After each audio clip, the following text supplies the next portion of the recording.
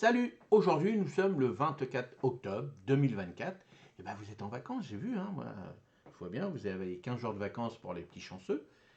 Et puis bah, là, vous allez avoir le temps pour tous ceux qui ont le droit à avoir 15 jours de vacances, et ben, de préparer, de nettoyer leur jardin, de faire des petites choses qu'ils ne peuvent pas le faire le soir quand ils rentrent du boulot. Et ben là, profitez-en pour ces petits chanceux de pouvoir nettoyer tout ça. Et puis bah, tous les jours, je vais vous donner des petits conseils pour y aller tranquillement. Tranquillement, c'est ce que je dis toujours, tranquille. C'est pas la peine de la pression. Moi, je dis toujours, le potager, si ça vous prend le chou, eh ben arrêtez, ça sert à rien. Le potager, c'est de la détente, tranquille, on y va tranquillement. J'essaye de vous donner de plus en plus de bons conseils, et surtout mes propres conseils que j'applique dans mon jardin. Je mange des légumes. Quand ça va, ça va. Quand ça va pas, bah tant pis, c'est pas grave, on fera mieux la prochaine fois. Alors aujourd'hui, c'est la Saint-Florentin. Alors, la Saint-Florentin, l'hiver est en chemin, bah oui, on y va tranquillement. Ce dicton nous rappelle que l'hiver approche rapidement et qu'il est temps de finaliser les préparatifs pour protéger le jardin. Voilà, vous faites l'inventaire de tout. Je vous ferai une petite vidéo aussi sur le nettoyage, l'affûtage. Vous me dites dans les commentaires si vous intéresse, l'affûtage du sécateur et puis le nettoyage des outils, parce que c'est en ce moment qu'on fait la réparation, les petites barrières qui sont cassées, les portes, les machins, les bidules, et puis aussi comment on nettoie nos outils. Une fois qu'on a fini tout ça, tous les travaux qu'on a à faire, il faut les nettoyer, les protéger, pour qu'ils soient prêts pour l'année prochaine. Alors le lever et coucher du soleil, donc 8h05 et 18h45, la météo typique, voilà, ça va être comme ça maintenant, hein, en fonction des régions bien sûr, mais 3 degrés le matin et 9 avec des petits risques de gelée nocturne dans certains coins avec le ressenti. Ça peut arriver, c'est ce qui s'est passé chez nous. Et puis vérifiez bien, ça c'est important aussi de voir par rapport à... Voilà, vous pouvez travailler jusqu'à 18h45 à l'extérieur, il commence vraiment à faire nuit, alors surtout s'il pleut, c'est avant, donc faites attention quand vous planifiez vos travaux extérieurs. Alors les travaux du jour au potager et au verger. Donc, le 24 octobre est idéal pour terminer les protections de vos cultures contre les premières gelées. Assurez-vous que les pieds de vos plantes sont bien paillés avec des feuilles mortes ou de la paille ou du compost. Cela permet de préserver l'humidité et de protéger les racines du froid. Alors bien sûr, je vous le répète, je vais le répéter, s'il a plu énormément, attention à vos paillages si ça ne pourrit pas l'ensemble de vos pieds, si vous reste des pieds de salade ou des choses comme ça. Voilà, léger parce qu'avec beaucoup d'humidité, moi je ne mets pas de paillage autour de mes salades extérieures. Sous le tunnel, oui, hein, je vais commencer quand ils vont grossir un peu, mais à l'extérieur, je fais gaffe, surtout moi sur mes sols argileux. Voilà. Alors le compost, c'est pas très grave. On va dire si vous mettez du compost, c'est quand même mieux, même s'il pleut, tout ça, ça va rentrer dedans. Mais feuilles mortes et paille, gazon par exemple, attention. Alors, l'enrichissement du sol. Profitez de cette journée pour ajouter du compost ou du fumier bien décomposé. Donc voilà, c'est comme vous voulez. Soit vous le faites là en ce moment. Si vous n'avez pas trop le temps, vous planifiez, vous dites là j'ai mes 15 jours de vacances, mais après j'en ai plus. Et puis au printemps, ça va pas être facile parce que janvier, février, j'ai pas trop de temps. Là vous commencez. Vous dites ça y est. Bien sûr, par rapport aux planches qui ont besoin beaucoup de nourriture. Attention, il faut faire un roulement de 3 ans. 3 ans à chaque fois, hein. Alors première année, là vous mettez beaucoup de nourriture. Donc sur ces planches-là, vous allez mettre des légumes qui ont besoin de beaucoup de nourriture. Alors, un exemple, les tomates, des choses comme ça. Par exemple, les courgettes, tout ce qui est fruits, généralement, ont besoin de beaucoup plus de nourriture que, par exemple, après la deuxième année. Alors, la deuxième planche, là, vous avez mis il y a un an dessus. Donc là, vous pouvez mettre des petites choses qui ont besoin un peu plus. On va dire des choux, les salades, puis encore, hein, vous voyez. Et puis après, la troisième année où là, ça fera 3 ans l'année prochaine que vous n'avez pas mis ce qu'il faut dessus, là, les salades, ça ne mange pas de pain non plus. Et puis les petits radis, les petites choses comme ça. Tout ce qui va être légumes racines, en règle générale, n'ont pas besoin de beaucoup de nourriture. Mais bon, on peut toujours en rajouter en cours de culture, bien sûr. Mais voilà, pensez un petit peu à ça. Tout ce qui va être légumes, fruits, où ça a besoin, là, on fait une planche. Là, vous préparez. Vous voyez, chez moi, il y a 4 planches. Et là, sur mes planches, j'en mets plus ou moins. Alors, c'est pas totalement vrai, puisque j'en mets un peu partout. Et puis, je régule un peu dans l'année. Mais c'est vrai que ça serait bien que je le fasse aussi, mais c'est parce que j'ai pas de fumier. Donc j'ai commencé cette année des composts. Donc là, je le ferai après. Je vais en mettre, mais surtout ces composts-là, je les utilisais pour mettre sous le tunnel et non pas à l'extérieur, parce que je mettais du broyat, des choses comme ça. Mais c'est vrai que là, maintenant que je vais montrer que je vais faire vraiment mon compost et que j'ai pas la chance d'avoir du fumier, et bien là, je mettrai sur une seule planche. Il y a ça aussi, c'est que je ne fais pas des tomates à l'extérieur, moi. Donc je les fais sous mon tunnel. Il y a ça aussi, en fonction de ce que vous voulez faire. dans votre potager. Donc moi, je mets plus de nourriture comme ça, forte, on va dire, sous mon tunnel, parce que c'est là que je fais. Mais c'est vrai que dans mes bacs, par exemple, où je vais maintenant, j'ai trouvé la petite astuce où je vais mettre mes poivrons et mes aubergines. Là, je vais mettre de la nourriture. Donc, dans mon idée, là, je pense aussi aller voir mes copains agriculteurs où je vais prendre une poubelle de fumier et je mettrai certainement directement, là, incessamment sous peu, peut-être, je ne sais pas, dans mes bacs. Donc, à voir. Vous voyez, en fonction de ça, en même temps que je vous parle, eh ben, je fais mes petits trucs en même temps. Et c'est comme ça qu'il faut faire. Il faut noter. Noter toujours. Noter. Ah, tiens, Rodolphe, il a dit ça. Tiens, machin, il a dit ça. Tiens, lui, il a dit ça. Tiens, j'ai vu ça. Ah, c'est pas mal. Tiens, j'essaierai de le faire. C'est comme ça qu'on avance. Alors, la plantation possible, alors comme d'habitude, hein, tout ce qui est bulbe, on va dire. Et puis, alors hier, j'en ai pas parlé, mais tout ce qui est bulbe aussi de printemps pour vos fleurs. Là, c'est le moment de le faire aussi. Attention à vos sols si c'est très argileux, mais ces bulbes de fleurs, les narcisses, les jonquilles, c'est la même chose, c'est les narcisses et les jonquilles, c'est plus petit les jonquilles que les narcisses, mais tout ce qui va être euh, les jacinthes, les crocus, ces trucs comme ça, là c'est le moment de le mettre. Alors si vous avez des sols argileux, pareil, c'est un sol bien drainé. Tout ce qui va être bulbe, hein, ça aime bien avoir des sols légers. Donc attention, vous rajouterez du terreau. Faites pas. Voilà, faut éviter. Moi, je vois des trucs des fois. On fait un trou, on a un paquet d'argile et on remet ça directement sur les racines, des trucs comme ça. Pas trop. Voilà. Quand vous avez un sol argileux, vous faites un trou. Mettez-moi un peu de choses légères, donc du compost bien mûr. Vous mélangez, tant pis, vous mettez vos mains, vous mettez des gants, vous mélangez. Il faut que ce soit aéré, parce que si vous mettez sur des racines qui sont légères, hein, vous déplacez un truc, vous avez des racines, ça va commencer, hein, on va commencer à le faire un petit peu là, surtout au mois de novembre, quand le feuillage va tomber, c'est à ce moment-là qu'on va faire de la racine nue, de la plantation de racine nue. Et bien là, ne mettez pas un paquet comme ça dessus sur les racines. Bon, quand c'est des choses faciles, ça va, mais voilà, donnez toutes vos chances, surtout si vous êtes débutant. Faut mieux aérer. Voilà, vous faites un moitié-moitié. Le mieux, c'est un peu de fumier, un peu de compost si vous voulez. Si vous avez de la terre de votre jardin qui est argileuse, bah, mettez moitié de tout ça. Alors les composts et fumier bien mûrs, hein, que ça fasse un peu un semblant de terreau, on va dire, que ça allège et vous mélangez bien. Et là, vous mettez bien.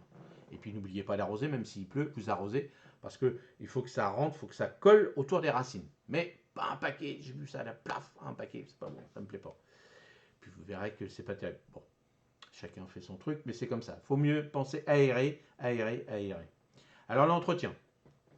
Donc les l'ail, échalotes, oignons, hein, ça je vous le dis, c'est ce qu'on peut planter plus ou moins en fonction des régions. Bon, dans le sud ils le font, hein, c'est comme ça qu'ils font. Et puis aussi ils vont commencer tout ce qui va être pois, fèves, tout ça. Bon, ça nous on peut le faire un petit peu sous les tunnels. Attention à la fève, sous le tunnel, ça attrape énormément les pucerons, donc faites gaffe de ne pas contaminer toutes vos tunnels, vos serres avec ça. Bon, après vous faites comme vous voulez, mais attention, la fève attire énormément les pucerons. Alors, entretien du potager, donc vérifiez vos jeunes plants. Alors, toujours pareil, hein, on vérifie, si on a fait ce que je vous avais dit hier, on fera une petite vidéo où je vais ressemer de la salade, donc je ferai gaffe. Je ferai gaffe aux pucerons aussi, vous voyez, si vous faites ça, vous pouvez avoir du puceron sur les salades. Hein. Si vous avez fait de la fève, et puis que la fève est là, et puis qu'il y a du puceron, bah hop, ils vont aller sur les salades et tout, les salades, tout ce qui est feuilles et tout, ils vont bouffer que ça, il y aura que ça à manger. Et sous le tunnel, ils vont être au chaud, donc ils vont se dire, super, allez hop, un bon restaurant, on y va, c'est parti. Donc faites gaffe quand même. Donc, mais là, il faut préparer. Voilà, si vous êtes un peu comme moi dans un cycle un petit peu bateau, on va dire, il pleut énormément, l'extérieur, on ne peut pas trop marcher sur le potager parce que bon, voilà, c'est pas bon de marcher sur un sol très humide. Et puis, on se dit, bon, qu'est-ce qu'on va faire sous le tunnel? On va faire ci, on va faire ça. Bon, on réfléchit, on regarde, on teste, on verra bien. Je vous ai fait des petites vidéos. Si vous avez la chance d'avoir des pots à l'intérieur de vos tunnels, si vous avez la chance d'avoir un tunnel ou véranda, vous pouvez faire vos marcotages aériens, ça c'était sympa pour multiplier, puis vous faites des cadeaux. Moi j'ai fait ça sur mon figuier, vous pouvez aller voir ces vidéos, figuier, citronnier, donc on verra bien, c'est la première fois que je le faisais, parce que d'habitude j'avais pas la possibilité de le faire sur ce genre de pot, parce que je suis en Normandie, et puis moi où je suis là-haut, et bien sûr ce genre de figuier, citronnier, moi j'avais fait avant, et puis je teste, et puis comme ça je vais voir entre les boutures que j'avais fait, qui poussent bien en variété de citron, qui normalement ne fleurissent pas, mais ils ont fleuri un petit peu l'année dernière, c'est-à-dire cette année plutôt. Ils m'ont pas donné de fruits, mais ils ont fleuri, alors qu'on dit que on attend 5 à 6 ans. Bon, moi, on verra bien l'année prochaine s'ils vont bah, me faire des fruits, on verra bien, je m'amuse, hein, je teste, hein, ça c'est vraiment de l'amusement.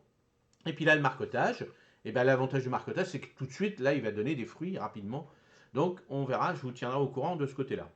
Alors, le conseil du jour, si vous payez vos arbres fruitiers avec couche, conservez les branches coupées, bah, moi, c'est ce que je vais faire derrière. Là, alors, sur le côté du tunnel, bah, je vous montre à chaque fois sur le tunnel, vous voyez, il y a des branches, ça me permet d'avoir de l'humidité, ça, pas de l'humidité, de l'ombre, et ça me permet, bah, ces petites branches-là, bah, cette année, j'ai attendu 2, 3 ans à peu près, oui, ça doit faire 3 ans, de les couper. Et là, je vais les couper parce qu'ils commencent vraiment à pousser sur le plastique. Et là, bah, je vais faire du broyat avec. Donc là, ça va pas être du BRF, c'est surtout du broyat. Et ce que j'ai fait, moi, à l'extérieur, vous avez vu, bah, c'est surtout un ensemble un mélange de BRF parce qu'il y a eu des feuilles dedans, il y avait des petites tiges, des grosses tiges. C'est surtout un ensemble de broyat, de paillage, tout ça. Mais à un moment donné, ça fera le même boulot. On me dit oui, mais t'as pas vraiment fait du BRF, tout ça. Oui, j'ai fait un ensemble de broyats, mais je peux vous dire qu'il y a des champignons, il y a tout. Donc c'est que la magie opère, et puis on y va sans problème. S'il y a les champignons, j'ai différentes sortes de champignons, c'est qu'il y a un petit truc qui se passe. Et puis n'oubliez pas, dans mon sol, moi j'étais entouré d'arbres et tout, c'était légèrement un sol un peu forêt, pas trop non plus parce qu'il y avait de l'herbe, mais c'était vraiment enrichi tout le temps de feuilles. De l'autre côté, c'était des tuyas, donc un peu d'acidité. Donc voilà, mon sol était comme ça, c'est ce que je vous dis à chaque fois. Chaque potager est différent, donc vous testez, prenez ce que Rodolphe vous dit, prenez ce que vous dit machin, bidule, et puis vous testez chez vous, dites bah non, ce que Rodolphe m'a dit, c'est pas terrible, par contre je préfère son truc là parce que lui ça a même marché, parce que c'était le même environnement, mais un potager chez moi comme à 1 km va peut-être pas être exposé pareil, pas la même veine de sol, hein. Vous verrez quand vous bêchez, il y a des moments quand vous faites vraiment un gros terrassement, vous verrez, vous avez des couleurs alors, je schématise, hein, bien sûr, mais des couleurs de terre qui ne sont pas les mêmes. Vous allez avoir du marron, plus du noir. À un moment donné, ça va être orange, ça c'est de la cochonnerie. Bon, bah, vous voyez, en fonction de ça, bah, vous vous adaptez, vous testez, et vous prenez pas le chou. C'est ce que je dis tout le temps. Tranquille, tranquille. Alors, la petite astuce du jour. Donc, si vous avez encore des feuilles de consoude, utilisez-le comme paillage ou pour enrichir votre compost. La consoude est riche en nutriments et aide à stimuler la croissance des plantes. Et c'est un activateur aussi de compost. Donc, j'en mets. Là, vous voyez, je vais en remettre. Hein, je vais vous faire la petite vidéo pour voir l'évolution. Là, je vais en remettre. J'en avais mis il y a 15 jours. Là, je vais en remettre un petit peu puisque les étages se montent, les couches sont superposées. Donc, je vais en remettre et ça va activer un petit peu. Donc la consoude, faut avoir, hein. Si vous voulez faire du potager, purin de consoude, tout ça, c'est excellent pour tout ce qui est légumes, fruits et tout. Donc essayez de vous trouver une petite consoude. Bon, moi je vais essayer de vous en mettre sur le site pour l'année prochaine, si vous n'en trouvez pas. Hein, j'ai une grosse consoude et je vais vous faire les petits pots et puis je vous montrerai ça. Et puis bah, pour les membres, hein, comme ça je vous ferai une petite promotion là-dessus pour avoir un pied de consoude. Attention, un pied de consoude, ça prend un bon mètre carré parce que si vous ne le laissez pas pousser, ça n'a rien, vous n'allez pas récupérer les feuilles. Donc ça pousse dans un sol, allez, où vous voulez, même argileux. Au début, vous mettez un peu de compost, de terreau pour alléger un petit peu. Vous plantez ça dans un coin. Ça aime bien le mi-ombre, l'ombre, le soleil, comme vous voulez. Si c'est trop au soleil, n'oubliez pas de l'arroser si vous êtes dans le sud. Mais la consoude, voilà, ça ne mange pas de pain. C'est joli, ça fait des petites fleurs. Alors, il y a plusieurs variétés, mais moi, la mienne, elle est rose, hein. Après, on va vous dire, ouais, il faut prendre plus celle-ci ou celle-ci. Bon, peut-être, hein, mais moi, qu'elle me fait des grosses feuilles, ça marche. Donc la petite consoude, prévoyez un petit coin, voilà, un petit coin sympa dans un angle. Il faut avoir de la consoude. Allez, on passe à la petite recette. Alors aujourd'hui, ça va être une tarte aux légumes d'automne. Ah ça va être bon ça. Alors, préparez une petite pâte brisée, garnissez-les là de rondelles de courge, de carottes, de poireaux. Ajoutez de la crème fraîche, du fromage râpé et un peu de muscade, des lardons. Moi je me mettrai des lardons. Faites cuire au four à 180 pendant 35 à 40 minutes. Servez avec une salade verte et un repas. C'est pour un repas réconfortant de, et de saison. Alors, je suis en train de regarder. Alors, les petites rondelles, tout ça fine, hein, très très fine, hein, surtout les carottes. Alors, moi, je vous conseillerais, dans cette petite recette, moi, je ferais plutôt, alors, les rondelles de courge, tout ça, les petites carottes, les petits poireaux, par exemple, revenir un petit peu avec un petit peu de beurre. Hein, par exemple, quand je fais la tarte tatin, je ne la fais pas directement dans le plat, je la fais revenir un petit peu avant. Donc, n'hésitez pas, les rondelles de courge, tout ça, les carottes. Bon, soit vous faites en rondelles, donc voilà, vous faites très très fin et vous faites par exemple un tour de rondelles de courgettes, de courge, un tour de carottes et puis un tour de poireaux. Bon, pour faire des rondelles fines de poireaux, ça peut être facile. Donc ça va être mieux au milieu, comme ça vous fera un petit truc sympa, joli à voir. Mais attention à la cuisson, vraiment très très fin. Sinon, vous faites en cubes, et là vous les faites revenir un par un. Hein, vous faites une gamelle de courge, une gamelle de carottes, une gamelle de poireaux. Puis en fonction de ça, bah, vous goûtez, vous rajoutez des épices, des trucs comme ça. Et puis après, bah, vous faites pareil, vos cercles. Un cercle de courge en cubes, carottes, et puis les poireaux au milieu, ou peu importe. Hein. Et puis bah, après, là, vous rajoutez dessus votre crème fraîche, le fromage frais, râpé. Et puis les fromages, bah, comme vous voulez, hein, en fonction des régions, bah, amusez-vous. Hein, vous pouvez faire comme vous voulez. Et puis un peu de muscade. Si vous avez déjà mis des épices dans les autres le plat que vous avez fait, les courges, carottes, tout ça, eh ben, peut-être pas de mettre de la muscade. Comme vous voulez. Vous voyez, cette base vous permet de faire un petit truc. Et puis ça, c'est super joli. Une petite astuce moi que je fais quand pour faire là la pâte brisée par exemple. Bon, vous pouvez le faire à n'importe quelle pâte aussi, comme vous voulez, mais n'hésitez pas. Alors, par exemple, moi, les pâtes feuilletées qu'on achète maintenant toutes faites, hein, les meilleures que j'ai trouvées, moi, malheureusement, c'est pas malheureusement, mais c'est comme ça. Alors, la meilleure, c'est quand on la fait soi-même, mais une pâte feuilletée, faire soi-même, c'est quand même beaucoup de boulot, c'est 2 jours de boulot. Donc là, c'est autre chose, mais des fois, quand on a.